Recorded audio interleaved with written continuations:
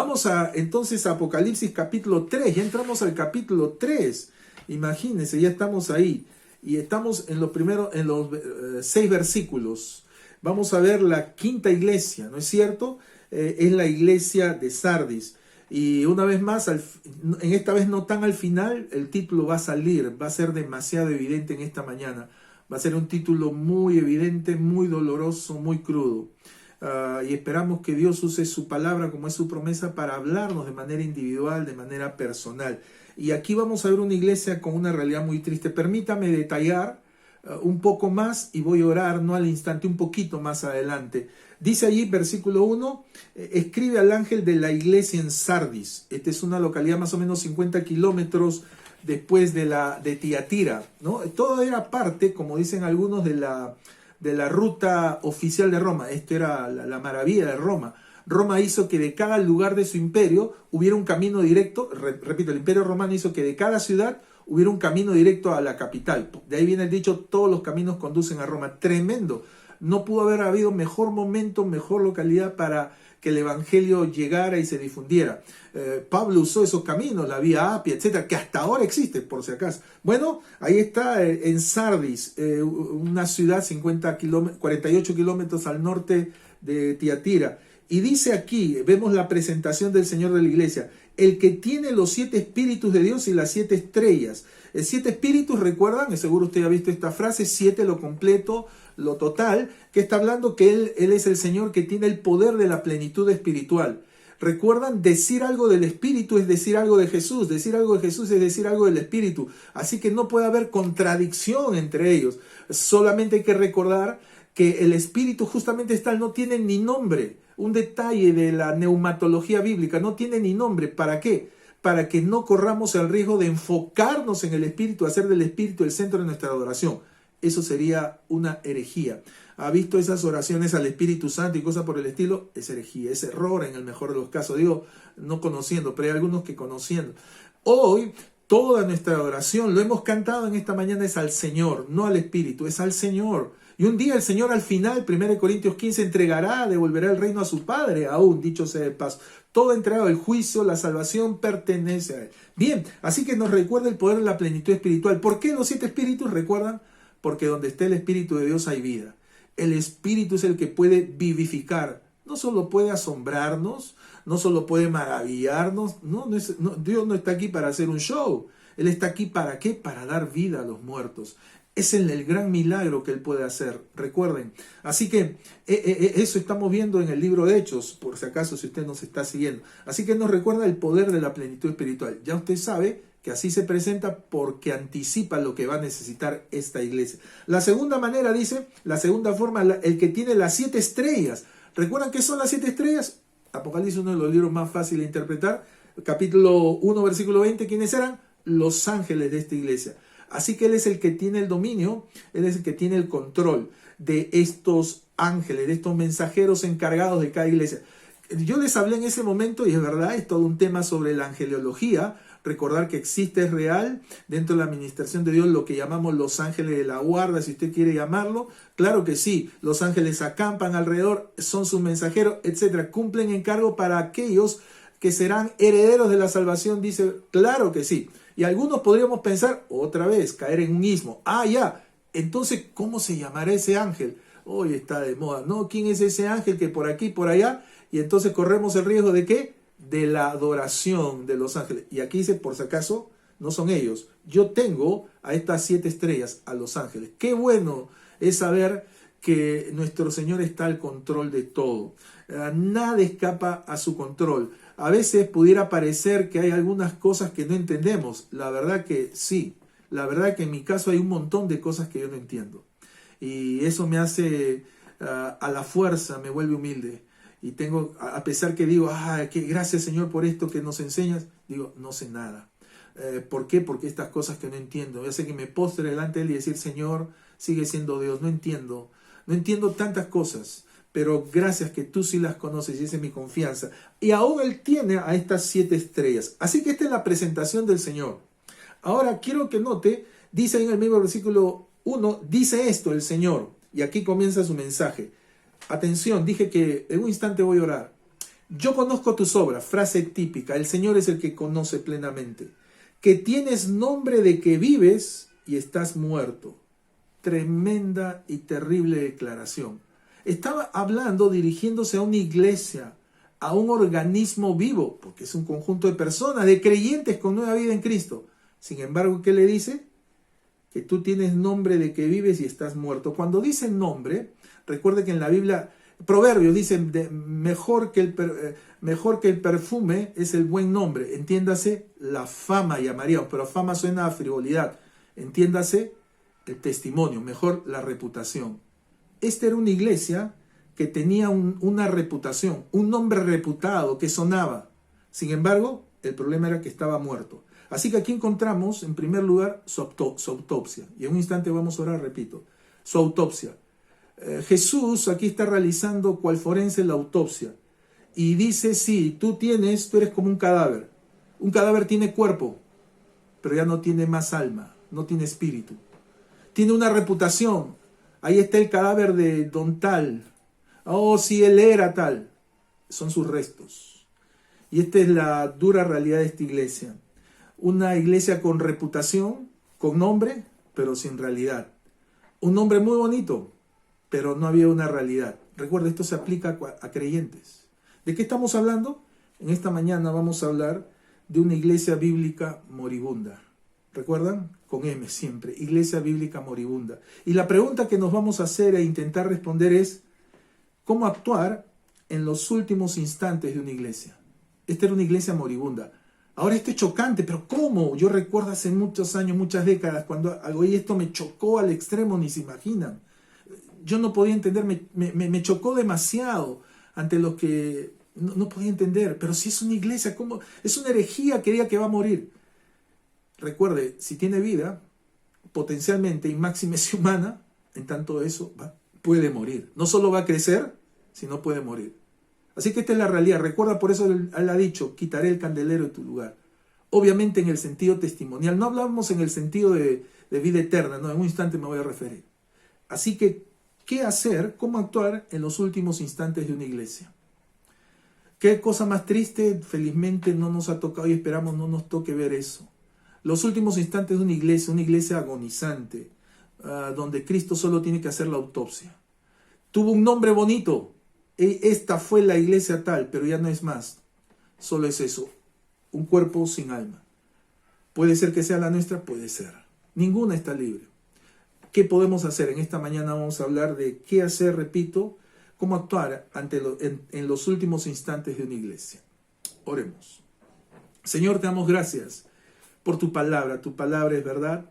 Tú tienes tu Espíritu Santo. Es el Espíritu de Jesús, quien ahora mora en nuestras vidas, quien da testimonio de ti, de tu palabra, y que nos llama, nos redarguye, nos convence. Y en esta mañana que hagas una vez más una operación espiritual, como dice tu palabra, que tu palabra es una espada, un bisturí de dos filos, y que corta y penetra hasta partir el alma. Que así lo hagas en nuestras vidas, en cada uno de los oyentes y aún en aquellos que lo van a oír después. En el nombre de Jesús. Amén. ¿Cómo, entonces, cómo actuar en los últimos instantes de una iglesia? Esta era una iglesia, recuerden, aquí Jesús le ha dicho, tiene el nombre de que vive, estás muerto. Y luego dice, en segundo lugar, su agonía. ¿Qué le dice en el versículo 2? Sé vigilante y afirma las cosas que están para morir. Si no había muerto, estaba para morir. Por eso los últimos instantes. ¿Qué se hace? Quisiera que mantenga en mente, de manera ilustrativa, que hay algún personal médico, y no somos médicos obviamente, pero por ser pacientes muchas veces hemos vivido eso, las emergencias. ¿Qué se hace en una emergencia? En una emergencia no hay mucho tiempo para conversar, para preguntar cómo va la familia, para distraernos en cosas, ni siquiera en lo estético muchas veces, y el tema es salvarle la vida. Entendemos eso, ¿no? Ya después se verá. Yo recuerdo que en más de un caso los doctores tienen que hacer cosas drásticas con tal de salvarle la vida. A veces cosas que van a dejar huellas, pero es para salvarle la vida. A veces, por ejemplo, tienen que amputar miembros, cortar, seccionar por salvarle la vida. Algo que ellos no lo harían aisladamente. Así que, ¿cómo actuar en los últimos instantes? Aquí está. Aquí hay dos cosas que debe hacer. Sé vigilante, atiende. Una de las cosas que tiene que hacer, que tenemos que hacer, y estoy pensando también, este puede ser el caso de un creyente cuya vida espiritual, ministerial esté a punto de extinguirse, caer en la total esterilidad, que tiene un nombre de fama, que antaño significó, oh, don tal, doña tal, el hermano, la hermana tal, pastor, misionero, lo que quiera. Y sí, yo fui, sí, y hoy no hay más que eso. ¿Qué tiene que hacer? Atiende, sé vigilante, cuida. Estás en los últimos instantes y ya no va a haber vuelta atrás si desperdiciamos esos instantes. Aprovecha. Sí, pero esto es una cuestión tan sencilla, rústica. Siquiera aprovecha eso. Hoy algunos que de manera tan frívola siempre están mirando esos aspectos, ¿no? Los aspectos superficiales. Se nota cuál es la prioridad en su vida, lo superficial. No les interesa la palabra, les interesa lo superficial. Sé vigilante, atiende. Segundo, afirma las cosas que están para morir. Es una cosa crítica, es algo desesperado. Hay cosas que están muriendo, tu vida espiritual, y estamos con otras cosas. Estamos pensando, no, que el otro, que mira aquí, que esto, que por aquí, que por allá. Por favor, afirma. Y Jesús dice, porque no he hallado tus obras perfectas, completas, delante de ti. Así que afirma. Aquí está, note el grito dramático del mismo Señor. Por favor, no desaproveches este tiempo, los últimos instantes de esta agonía. Me estoy preguntando, solo para pensar, antes de la pandemia nos vimos, recuerdan nuestra última reunión, un bautismo tremendo. ¿Cuántos de los que nos vimos en ese día ya no nos hemos visto ahora? ¿Cuántos de los que empezaron ahí ya no nos vemos? Y hay algunos que no quiere que les veamos, debe ser por otros aspectos estéticos. Digo, ¿dónde están? Como dije, este puede ser un escenario hasta del rapto. Si ocurrió el rapto, bien, ¿no? Buen escenario. ¿Dónde están? ¿Quién sabe? Sencillamente estaba para morir. Y la pandemia no tiene nada que ver. Bueno, ya tenemos un pretexto más, le echamos la culpa al virus. El virus es virus, no tiene que ver con la enfermedad espiritual. Así que cuida en medio de esa agonía.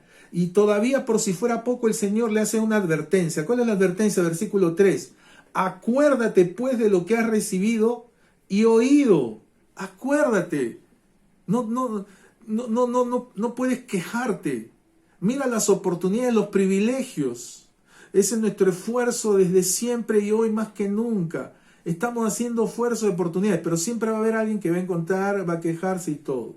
Bueno, sí, entendemos, lamentablemente. Pero el tema no es ese, el tema es, acuérdate de lo que has recibido. Dios va a juzgarnos de manera proporcional, conforme en la proporción de lo que supimos, de lo que sabíamos, de lo que pudimos hacer. Acuérdate. Interesante que Dios más de una vez menciona eso, ¿no? Sé consciente, no olvides. La ingratitud, la mezquindad espiritual, la irresponsabilidad espiritual es peligrosa. Segundo, atesóralo, versículo, y dice el 3, y guárdalo, cuídalo. Es lo único que te queda ahora, cuídalo. ¿Qué más quieres perder? Has perdido esto, aquello, y ni así aprendes, ni así aprendemos. Guárdalo, atesóralo. Tercero, y arrepiéntete vez tras vez, cambio de mente. Literalmente usted sabe cómo se dice metanoia, cambio de mente, un cambio total. Sí, porque puedes cambiar de conducta y qué bueno y todo, pero eso no indica que hayas cambiado de mente, de mentalidad, de carácter. En cambio, si cambia el carácter, cambia lo otro. Cambia de una vez por todas, arrepiéntete. Y si no, aguanta. ¿Qué dice acá? Pues si no velas, vendré sobre ti. Aguarda, vela. Si no velas, vez tras vez en las 7 iglesias, ¿no? Si no, vendré a ti. Así que si no velas, el velar, uno de los 2 mandatos del soldado, ¿recuerda? Sed sobrios y velar. ¿Por qué? Porque hay 2 grandes riesgos espirituales. ¿Cuáles son? La ebriedad espiritual, estamos ebrios en nuestras actividades, programas, emociones, dones, carismas, estamos tan entretenidos en todo el juego del ministerio, el juego de la iglesia, que estamos ebrios. Por eso dice sobrio. O estamos tan dormidos en nuestra ortodoxia espiritual, en nuestra tradición, y no nos damos cuenta del problema. Por eso, vez tras vez, en el Nuevo Testamento, el mandato del soldado, sed sobrios y velad. Y aquí dice, Si no velas, no te duermas. No te duermas. Sal de ese letargo. Así que aguarda y atente, porque si no, vendré sobre ti. Si no, atente. Caballero, como decimos aquí en Perú, ni quejarse. Y si no termina, note aquí una última cosa. Asústate. ¿Por qué? Vendré sobre ti como ladrón y no sabrás a qué hora vendré sobre ti. Cuando dice aquí dice a qué hora, eso quiere decir, es la palabra, en griego es hora, se dice hora también, en un instante. No es cuando tú vas a decir, no, ya ahora ya me doy cuenta, está viniendo. No es como cuando uno comienza a estornudar y uno dice, ya me estoy resfriando. No. Es algo que vendrá en un instante. Y una vez más, no ha pasado. Pero si estaba bien, ¿qué pasó? No estaba bien. No estaba bien. Lo que ocurrió estaba advertido. Así que aquí está. Estamos frente a una iglesia moribunda, a un creyente moribundo. ¿No es cierto? ¿Y qué le dice el Señor? Por favor, haz caso de estas advertencias. Así que la cosa es seria. Me pregunto, ¿cuánto de esto puede ser verdad en nuestra vida? ¿No es cierto? Tenemos un nombre de creyente. Tengo tantos años de creyente. Sí, yo tengo este título, este nombre. ¿Así? ¿Es puro nombre o de verdad hay una realidad? Esto nos recuerda cómo podemos tener rituales. ¿Cómo podemos tener rituales sin realidad? Yo esto les he hablado otras veces, ¿no? Es decir, podemos tener rituales, formas muy buenas, pero está vacío. Podemos tener formas y no hay fondo. Podemos tener una apariencia y no hay esencia. Puro nombre, pura pantalla. Yo les conté, yo me acuerdo, estaba nuevo creyente hace varias décadas, muchas décadas. Y recuerdo, estaba yo de nuevo creyente testificando a un muchachito que había llegado a la iglesia donde yo estaba. Les conté, este muchachito era menor que yo todavía. Yo era muy jovencito y él era un adolescente y me sorprendía. ¿Y cómo testificaba? Y este muchachito era mormón y no sé cómo llegó a donde estaba. Sí, pero cómo defendí yo lo que tenía. Y al final me dice algo que casi me tapó la boca de su ingenuidad. Me dijo, pero a ver, si tú dices que estás en la verdad, ¿por qué tu iglesia lleva este nombre? Y tenía un nombre típico, mi iglesia. A ver, mi iglesia es la iglesia de Jesucristo de los santos de los últimos días. Y a ver, me dice, esa es la verdad. Ojalá fuera de nombre. Su ingenuidad fue candorosa. Nombre que vive pero está muerta. No se trata de nombre, se trata de naturaleza. No se trata de fama, de reputación. Se trata de realidad. No me diga lo que has hecho antes, dime cuál es la realidad. Recuerde, si el Señor viene nos va a juzgar por lo que somos en este instante. Pero a pesar de todo, para terminar, en último lugar, encontramos aquí el aliento que va a dar el Señor. Y qué interesante que esto podemos decirlo literal, aliento. Hay veces en la sala de emergencia hay cosas drásticas, a veces es de la verdad, no es solo urgencia, sino emergencia.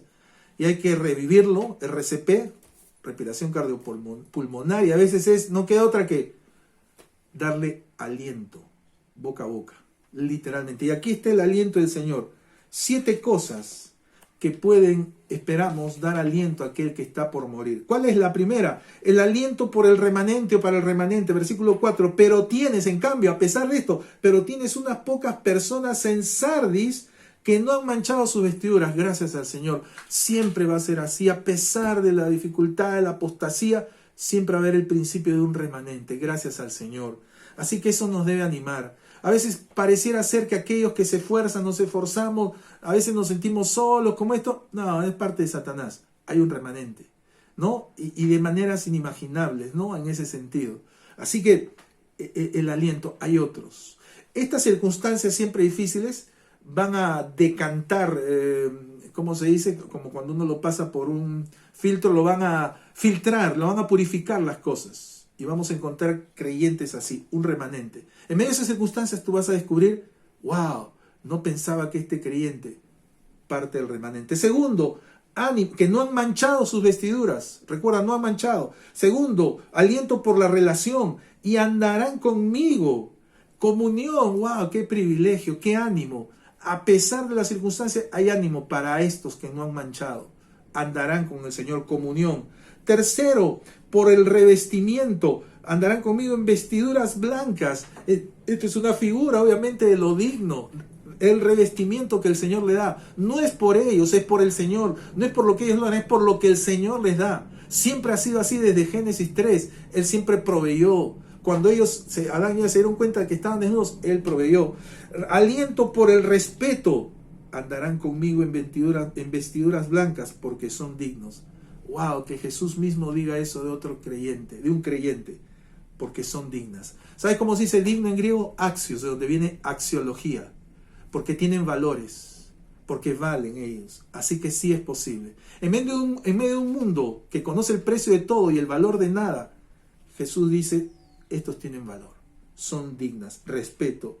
Antepenúltimo, por la recompensa, versículo 5, el que venciere será vestido de vestiduras blancas. Una vez más, figura de dignidad, ¿no es cierto? La recompensa, las vestiduras blancas, fruto ilustrativo de su dignidad. Así que sí, pero al que venciere, no es al que hablare, no es cuestión de mérito propio o a priori. En este caso es parte, sí, esto es meritorio. La salvación es gratuita.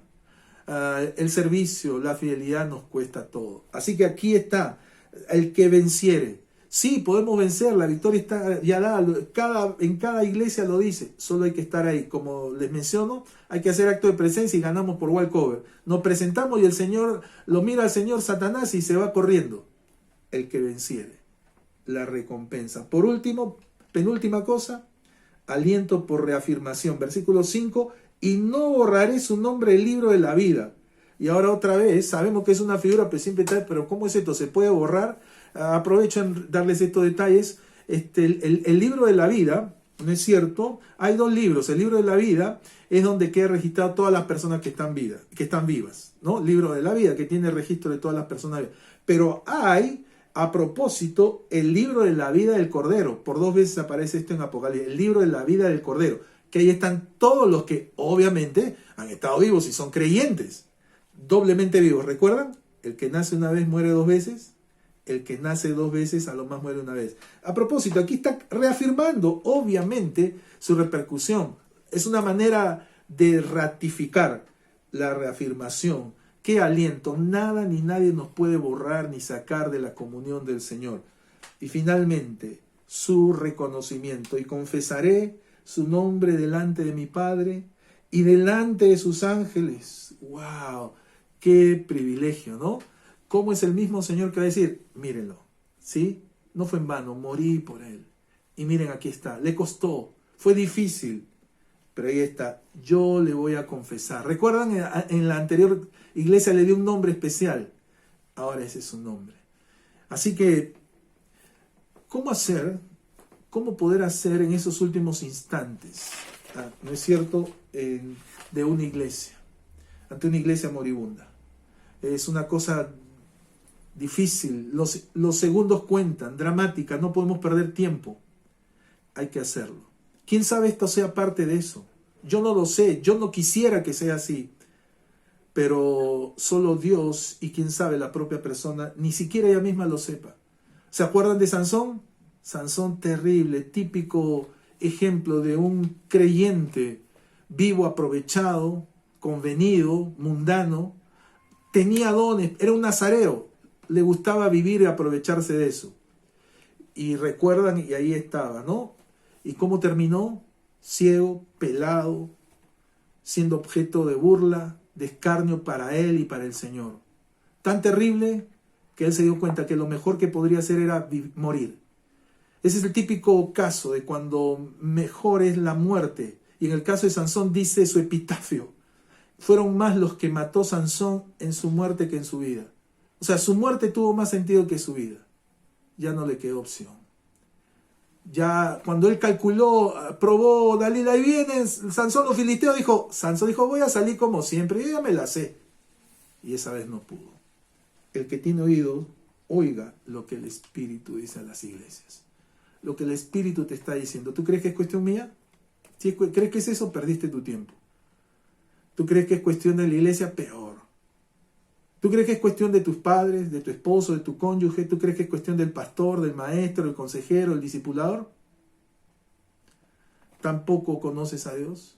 Dios es capaz de usar así elementos frágiles, débiles, imperfectos, para que después no digas, mira, para que no te confundieras, para que de la manera más cercana, más clara las tuvieras. ¿Qué hacemos? ¿Qué hacemos entonces ante estas circunstancias? ¿Qué hacemos entre estos últimos instantes? Tú tienes la palabra. Dios, el Señor está allí. ¿No es cierto? ¿Quién sabe? Decidiendo, como diría ante la higuera, Padre, déjamela que yo abone una vez más, un día más, una semana más, un mes más, un año más, una hora más, un minuto más, un culto más. Yo no lo sé. ¿Qué vas a hacer? La iglesia de Sardis era una iglesia bíblica moribunda. Que no sea ese nuestro caso. Que el Señor nos ayude a aprovechar este privilegiado momento. Oremos. Señor, gracias